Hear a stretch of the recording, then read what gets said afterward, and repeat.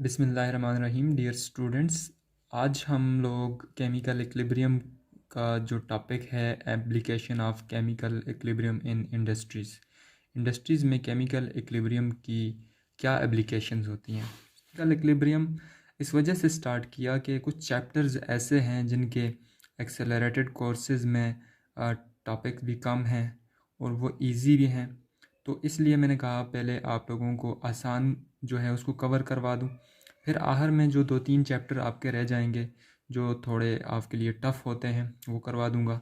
तो chemical equilibrium का आज जो टॉपिक है, application of chemical equilibrium in industries. तो स्टार्ट करते हैं। इंडस्ट्रीज़ में एक रिएक्शन हम लोग करवाते हैं। वो रिएक्शन क्या होता है कि जब नाइट्रोजन का रिएक्शन हाइड्रोजन के साथ करवाया जाता है तो इससे प्रोड्यूस होता है अमोनिया प्रोड्यूस होता है। लेकिन वो अमोनिया जो होता है वो वापस डिकम्पोज होकर नाइट्रोजन और हाइड्रोजन को बनाता है। इसका मतलब ये रिएक्शन रिवर्सिबल होता है, क्योंकि रिएक्टेंट प्रोडक्ट में कन्वर्ट होता है और प्रोडक्ट वापस रिएक्टेंट में कन्वर्ट हो रहा होता है। अब जैसे ही इस रिएक्शन में यानी हाइड्रोजन गैस नाइट्रोजन गैस आपस में रिएक्ट करते हैं और अमोनिया गैस बनती है। अब ये जो अमोनिया गैस होती है ये इंडस्ट्रीज़ में क्यों बनाई जाती है? अमोनिया गैस इंडस्ट्रीज़ में इस वजह से बनाई जाती है क्योंकि ये फर्टिलाइज़र्स में काम आती है, जिससे जो प्लांट होते हैं उनकी ग्रोथ में इजाफा होता है। उस प्लांट जो है फर्टिलाइज़र्स को एज अ न्यूट्रिएंट यूज़ करते हैं और फर्टिलाइज़र्स में NH3 गैस का इस्तेमाल होता है। इसलिए NH3 गैस को इंडस्ट्रीज़ में प्रिपेयर करवाया जाता है। और ये एक रिएक्शन जो इंडस्ट्रीज़ में हो रहा होता है वो रिएक्शन केमिकल इक्विलिब्रियम यानी रिवर्सिबल रिएक्शन होता है। अब रिवर्सिबल रिएक्शन जो होता है, जब उसमें रिएक्टेंट जिस स्पीड से प्रोडक्ट को बना रहे हैं उसी स्पीड के साथ अगर प्रोडक्ट वापस रिएक्टेंट को बना रहे हों तो इसका मतलब वो रिएक्शन जो होता है वो इक्विलिब्रियम पर होता है। अब लेट्स सपोज कि ये रिएक्शन इक्विलिब्रियम पर है और इक्विलिब्रियम पर NH3 जो होगा उसकी डेफिनेटली अमाउंट प्रेजेंट होगी जो इक्विलिब्रियम पर बनी हुई होगी। अब अगर हम लोग यहाँ पर क्योंकि हमें NH3 ज़्यादा से ज़्यादा चाहिए, इंडस्ट्रीज़ में हमें NH3 ज़्यादा से ज़्यादा चाहिए, तो NH3 को ज़्यादा से ज़्यादा बनाने के लिए हम यहाँ पे क्या तरीके इस्तेमाल कर सकते हैं। तो पहला तरीका आपको बताने जा रहा हूँ कि अगर आपने NH3 की यहाँ पर प्रोडक्शन ज़्यादा से ज़्यादा करनी है, इक्वेशन को सबसे पहले बैलेंस कीजिएगा। अगर यहाँ पे नाइट्रोजन के 2 हैं तो यहाँ पे भी इसको 2 करना होगा। अगर यहाँ पर हाइड्रोजन के 3 2 आर 6 तो यहाँ पर भी कितने हो जाएंगे, 6 हो जाएंगे। तो इक्वेशन बैलेंस हो चुकी है। अब अगर NH3 का प्रोडक्शन ज़्यादा से ज़्यादा करना है तो सबसे पहला फैक्टर हम लोग जो यहाँ पे यूज़ करेंगे कॉन्सेंट्रेशन का फैक्टर यूज़ करेंगे। कॉन्सेंट्रेशन का फैक्टर कैसे यूज़ कर सकते हैं NH3 की मैक्सिमम प्रोडक्शन ऑब्टेन करने के लिए? अब लेकैटलियर प्रिंसिपल में हम लोगों ने पढ़ा था कि जो इक्विलिब्रियम होता है, जब इक्विलिब्रियम को आप लोग डिस्टर्ब करते हो तो रिएक्शन दोबारा से अपनी डायरेक्शंस को एडजस्ट करता है ताकि इक्विलिब्रियम दोबारा हासिल किया जा सके। अब लेट्स सपोज करें कि ये रिएक्शन इक्विलिब्रियम पर है। अगर हम लोग यहाँ पर नाइट्रोजन की कंसंट्रेशन को बढ़ाएंगे तो इक्विलिब्रियम डिस्टर्ब हो जाएगा। अब रिएक्शन ने तो वापस इक्विलिब्रियम गेन करना है। इक्विलिब्रियम तो किसी भी रिएक्शन का टारगेट होता है। इक्विलिब्रियम तो किसी भी रिएक्शन की ज़िंदगी में एक गोल होता है। अब हम लोगों ने जब इस नाइट्रोजन की कंसंट्रेशन को इंक्रीज़ किया तो इक्विलिब्रियम ने दोबारा आना है, क्योंकि इक्विलिब्रियम डिस्टर्ब हो गया है। अब इक्विलिब्रियम दोबारा आने के लिए यानी अब आपने नाइट्रोजन की कंसंट्रेशन में इजाफा किया है तो अब नाइट्रोजन की कंसंट्रेशन कम होने के लिए रिएक्शन फॉरवर्ड जाएगा। जब रिएक्शन फॉरवर्ड जाएगा और दोबारा से इक्विलिब्रियम गेन कर लेगा। अब फॉरवर्ड जाने में हमारा क्या फ़ायदा है कि NH3 मैक्सिमम प्रोड्यूस हो चुका है। NH3 ज़्यादा से ज़्यादा प्रोड्यूस होगा, फॉरवर्ड रिएक्शन होगा, तो हमें यही तरीका यूज़ करना है। या तो हम हाइड्रोजन की कंसंट्रेशन में इंक्रीज़ ला कर NH3 की प्रोडक्शन ज़्यादा कर सकते हैं, या तो नाइट्रोजन की कंसंट्रेशन में इंक्रीज़ ला कर NH3 की प्रोडक्शन ज़्यादा से ज़्यादा करवा सकते हैं। ये पहला तरीका है जिसमें हम लोग कंसंट्रेशन वाले जो फैक्टर है उसको यूज़ करते हैं। अब दूसरा तरीका आपको बताता हूँ कि आप अमोनिया को और कौन से तरीके से ज़्यादा प्रोड्यूस करवा सकते हैं। दूसरा तरीका है प्रेशर का, कि आप प्रेशर का फैक्टर यूज़ करके भी यहाँ पर NH3 की मैक्सिमम प्रोडक्शन करवा सकते हैं। कैसे करवा सकते हैं? अब इस रिएक्शन में यहाँ पर नाइट्रोजन के जो नंबर ऑफ मोल हैं वो 1 है, हाइड्रोजन के नंबर ऑफ मोल कितने हैं? 3 हैं, तो 3 + 1 4 मोल हैं यहाँ पे। यहाँ पर जो नंबर ऑफ मोल हैं वो 4 मोल हैं, यहाँ पर जो नंबर ऑफ मोल हैं वो 2 मोल हैं। तो प्रोडक्ट के मोल 2 हैं और रिएक्टेंट के 3 + 1 4 मोल हैं। तो प्रेशर का फैक्टर आपने यहाँ पे एक टेक्निक याद करनी है। टेक्निक बहुत आसान है कि अगर आप लोग इस रिएक्शन में प्रेशर इंक्रीज करेंगे तो रिएक्शन उधर जाएगा जिधर नंबर ऑफ मोल कम है। फिर सुन लें कि जब इस रिएक्शन में हम प्रेशर ज़्यादा करेंगे तो रिएक्शन का इक्विलिब्रियम डिस्टर्ब हो जाएगा। रिएक्शन दोबारा इक्विलिब्रियम गेन करने के लिए फॉरवर्ड डायरेक्शन में क्यों जाएगा? क्योंकि उधर नंबर ऑफ मोल कम है। जब भी हम प्रेशर ज़्यादा किया करेंगे रिएक्शन उधर जाया करेगा जिधर नंबर ऑफ मोल कम हुआ करेंगे। तो इस केस में अगर हम लोग प्रेशर ज़्यादा करते हैं तो रिएक्शन फॉरवर्ड डायरेक्शन में जाएगा, क्योंकि फॉरवर्ड प्रोडक्ट के पास नंबर ऑफ मोल कम है। तो इसी वजह से अगर हम यहाँ पर प्रेशर इंक्रीज़ करें तो उस सेंस में क्या होगा कि प्रेशर इंक्रीज करेंगे तो रिएक्शन फॉरवर्ड जाएगा और ज़्यादा से ज़्यादा NH3 प्रोड्यूस होगा। इसी तरह कॉन्सेंट्रेशन में हम लोगों ने कहा कि रिएक्टेंट की जो कॉन्सेंट्रेशन है, रिएक्टेंट की कॉन्सेंट्रेशन को क्या कर लो? बढ़ा दो। जब रिएक्टेंट की कॉन्सेंट्रेशन को बढ़ाओगे तो अमोनिया मैक्सिमम प्रोड्यूस हो जाएगा।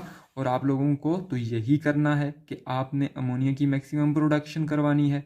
अब तीसरा जो इम्पॉर्टेंट फैक्टर आप यहाँ पर यूज़ कर सकते हैं वो बहुत ही इम्पॉर्टेंट है, वो है टेम्परेचर का, कि आप टेम्परेचर के फैक्टर को भी यूज़ करके अमोनिया की ज़्यादा से ज़्यादा प्रोडक्शन हासिल कर सकते हो। कैसे? देखें, आपने क्या किया, 1 मोल नाइट्रोजन का रिएक्शन करवाया 3 मोल हाइड्रोजन के साथ और इससे बना क्या? इससे बना 2 मोल अमोनिया बना। याद रखना ये जो रिएक्शन होता है, ये रिएक्शन जो होता है ये एक्सोथर्मिक रिएक्शन होता है। कैसे पता चला इसका कि ये एक्सोथर्मिक रिएक्शन है? इसका इस तरह पता चला कि इस रिएक्शन में जो हीट लॉस हो रही है उसके साथ नेगेटिव का साइन लगा हुआ है। इसका मतलब ये हुआ कि इस रिएक्शन के दौरान हीट सिस्टम से बाहर आ रही है, यानी ये रिएक्शन क्या कर रहा है? हीट को बाहर निकाल रहा है। और आसान तरीके से इसको समझना है तो आप इस तरह भी लिख सकते हैं कि इस रिएक्शन में क्या हो रहा है, जो रिएक्टेंट हैं वो प्रोडक्ट में कन्वर्ट हो रहे हैं, और जब वो प्रोडक्ट में कन्वर्ट हो रहे हैं तो साथ में हीट भी, ना सिर्फ अमोनिया प्रोड्यूस हो रही है बल्कि हीट भी प्रोड्यूस हो रही है। अब अगर हम लोग इस रिएक्शन में हीट को कम करना शुरू कर दें, क्योंकि हीट किसका पार्ट है? हीट प्रोडक्ट का पार्ट है। बहुत इंपॉर्टेंट बात है, सुने कि प्रोडक्ट का पार्ट है हीट। इस केस में रिएक्टेंट की साइड पे मैंने हीट को नहीं लिखा, प्रोडक्ट की साइड पे क्यों हीट को लिखा है? क्योंकि इस रिएक्शन में हीट लॉस हो रही है। तो अब मैं हीट को जितना कम करूँगा तो इक्विलिब्रियम डिस्टर्ब हो जाएगा, रिएक्शन किधर आएगा? फॉरवर्ड आएगा। जब फॉरवर्ड आएगा तो ज़्यादा से ज़्यादा अमोनिया प्रिपेयर होता जाएगा। यानी ये रिएक्शन एक्सोथर्मिक है। अगर हम हीट को कम करेंगे इसका मतलब हम प्रोडक्ट को कम कर रहे हैं। जब प्रोडक्ट को कम करेंगे तो रिएक्शन फॉरवर्ड आएगा। याद रखना, जहाँ पे आप कमी लाते हैं रिएक्शन उसी साइड पर आता है। जहाँ पर आप कमी लाते हैं, चाहे टेम्परेचर में कमी लाएं या कॉन्सेंट्रेशन में कमी लाएं, तो रिएक्शन उसी साइड पर आता है। तो ये 3 तरीक़ों से हम लोगों ने क्या किया, अमोनिया रिएक्शन को फॉरवर्ड डायरेक्शन में करवाया और अमोनिया को प्रोड्यूस करवाया। अमोनिया को क्यों प्रोड्यूस करवाया? क्योंकि अमोनिया हमें चाहिए फर्टिलाइज़र बनाने के लिए, मैक्सिमम ज़्यादा अमाउंट में चाहिए जी। तो इसी वजह से हम लोगों ने अमोनिया की ज़्यादा से ज़्यादा प्रोडक्शन की, और इसकी प्रोडक्शन के लिए मैंने आपको 3 तरीके बताए कि आप अमोनिया की प्रोडक्शन को कैसे ज़्यादा कर सकते हो। इसके अलावा अगर हम बात करते हैं कि जो केमिकल इक्विलिब्रियम या इंडस्ट्रीज़ में जो दूसरा रिएक्शन होता है बहुत ही इंपॉर्टेंट, वो क्या है? वो है SO2 का जब रिएक्शन करवाया जाता है O2 के साथ तो इससे बनता है SO3। अब ये रिएक्शन जो है अगर इसको बैलेंस करें हम लोग तो बैलेंस कर सकते हैं। यहाँ पे 2 लगा लें, सल्फ़र कितना हो जाएगा?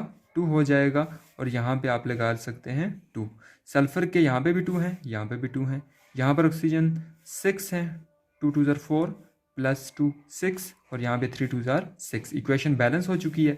अब वही तरीका है, सबसे पहले हम क्या करेंगे, अब ये रिएक्शन इक्विलिब्रियम पर है तो हम हमें क्या करना है, हमें SO3 को मैक्सिमम प्रोड्यूस करवाना है, SO3 की ज़्यादा से ज़्यादा प्रोडक्शन करवानी है, क्योंकि SO3 एक बहुत ही इम्पॉर्टेंट केमिकल को बनाने के लिए इस्तेमाल होता है, और उस केमिकल का नाम है सल्फ्यूरिक एसिड, जिसका फार्मूला हम लोग लिखते हैं H2SO4। तो H2SO4 की प्रोडक्शन के लिए हमें SO3 चाहिए, तो जितना SO3 ज़्यादा से ज़्यादा होगा उतना ही H2SO4 ज़्यादा से ज़्यादा हम बना सकेंगे। तो अब टारगेट क्या है हमारा, हमें SO3 ज़्यादा से ज़्यादा प्रोड्यूस करना है। जो इक्विलिब्रियम, जब ये रिएक्शन इक्विलिब्रियम पर है, इक्विलिब्रियम पर भी SO3 तो बन रहा है, लेकिन उतनी अमाउंट में तो नहीं बन रहा, हमें ज़्यादा SO3 चाहिए। तो पहला तरीका क्या इस्तेमाल करेंगे, हम कॉन्सेंट्रेशन का इस्तेमाल करेंगे। कॉन्सेंट्रेशन यानी अगर रिएक्टेंट में हम ऑक्सीजन गैस की कॉन्सेंट्रेशन बढ़ाना शुरू करें तो रिएक्शन किधर जाएगा, रिएक्शन फॉरवर्ड जाएगा दोबारा इक्विलिब्रियम गेन करने के लिए। और इसी रिस्पेक्ट में SO3 ज़्यादा होगा और ज़्यादा से ज़्यादा SO3 की प्रोडक्शन होगी। एक और तरीका भी कर सकते हैं कि आप SO2 की कॉन्सेंट्रेशन को भी ज़्यादा कर सकते हैं, इस तो फिर भी रिएक्शन फॉरवर्ड डायरेक्शन में जाएगा और SO3 ज़्यादा से ज़्यादा प्रोड्यूस होगा। इसी तरह फिर हम दूसरा मेथड यूज़ करते हैं, प्रेशर।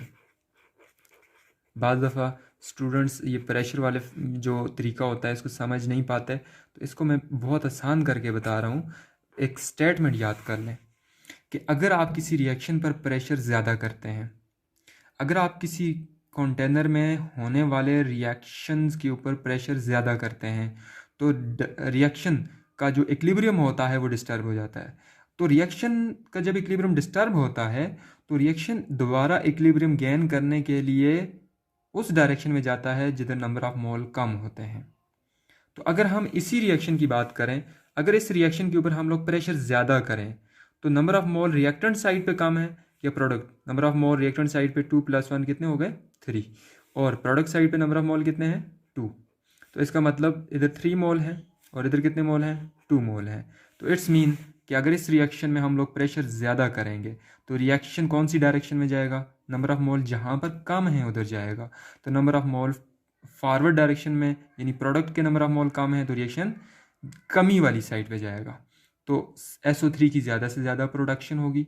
तो इस केस में भी प्रेशर ज़्यादा करने पर रिएक्शन फॉरवर्ड जाएगा। अब तीसरा केस आ गया कि हम तीसरा तरीका क्या इस्तेमाल कर सकते हैं जिसके नतीजे में क्या हो सके, ज़्यादा से ज़्यादा SO3 प्रोड्यूस हो सके, तो वो है टम्परेचर का। अब हमें ये पता है कि ये जो रिएक्शन हम लोग करवा रहे हैं 2 मोल सल्फर डाइऑक्साइड का 1 मोल ऑक्सीजन के साथ, ये रिएक्शन याद रखना एक्सपेरिमेंटली डिटरमिन किया गया है, ये रिएक्शन भी एंडोथर्मिक नहीं है, ये एक्सोथर्मिक रिएक्शन है। मीन कि हीट किसका पार्ट है, प्रोडक्ट का पार्ट है। तो जब हीट प्रोडक्ट का पार्ट है तो आप देखिएगा अगर हम प्रोडक्ट में हीट को कम करते हैं तो रिएक्शन का इक्विलिब्रियम डिस्टर्ब हो जाएगा। अब रिएक्शन ने दोबारा इक्विलिब्रियम गेन करना है तो रिएक्शन किधर आएगा, रिएक्शन फॉरवर्ड डायरेक्शन में आएगा ताकि दोबारा से इक्विलिब्रियम गेन हो जाए और उस चेंज को जो आपने बाहर से लगाई है, हीट में कमी लाई है, उस कमी को दोबारा ख़त्म किया जा सके और इक्विलिब्रियम पर जितनी हीट रिलीज़ हो रही है उतनी ही हो। मीन कि रिएक्शन, जब भी आप कोई रिएक्शन देखें जो इक्विलिब्रियम में हो तो आप उसके इक्विलिब्रियम जब डिस्टर्ब करते हो तो वो रिएक्शन क्या करता है, दोबारा से या तो फॉरवर्ड डायरेक्शन में चला जाता है या तो बैकवर्ड डायरेक्शन में चला जाता है इक्विलिब्रियम गेन करने के लिए। डिपेंड ये करता है कि आपने रिएक्टेंट वाली साइड पे चेंजेस लाई हैं या प्रोडक्ट वाली साइड पे चेंजेस लाई हैं। तो ये इंडस्ट्रीज़ में होने वाले दो बहुत ही इंपॉर्टेंट रिएक्शंस मैंने आपको बताए हैं जिनके नतीजे में क्या होता है कि NH3 की मैक्सिमम प्रोडक्शन आप करवा सकते हैं, SO3 की मैक्सिमम प्रोडक्शन करवा सकते हैं और ज़्यादा से ज़्यादा आप लोग यहाँ पर यील्ड ऑब्टेन कर सकते हैं और ज़्यादा से ज़्यादा फर्टिलाइजर्स बना सकते हैं, ज़्यादा से ज़्यादा H2SO4 की प्रोडक्शन की जा सकती है। जिस कंट्री में कहते हैं, जिस कंट्री में सल्फ्यूरिक एसिड या अमोनिया इस तरह के कीमती जो केमिकल्स हैं उनकी प्रोडक्शन जितनी ज़्यादा है, इसका मतलब वो उतने ही ज़्यादा डेवलप्ड कंट्रीज़ हैं। क्यों कि वहाँ पर इंडस्ट्रीज़ ज़्यादा एक्टिव हैं, वहाँ पर ज़्यादा से ज़्यादा यील्ड प्रोड्यूस होती है और ज़्यादा से ज़्यादा वहाँ पर उनसे क्वालिटी और क्वांटिटी मेंटेन की जाती है। तो वो कंट्रीज़ बहुत डेवलप्ड होते हैं जो अपनी यील्ड्स को इंक्रीज़ करते हैं। अब केमिकल इक्विलिब्रियम का यहाँ पे हम लोगों ने एडवांटेज लिया और प्रोडक्ट ज़्यादा से ज़्यादा ऑब्टेन किया। तो केमिकल इक्विलिब्रियम आज का यही आपका टास्क है, इसको आप क्लियर कीजिएगा। अगर आपका कोई क्वेश्चन हो तो आप कमेंट बॉक्स में लिख सकते हैं। अल्लाह हाफिज़।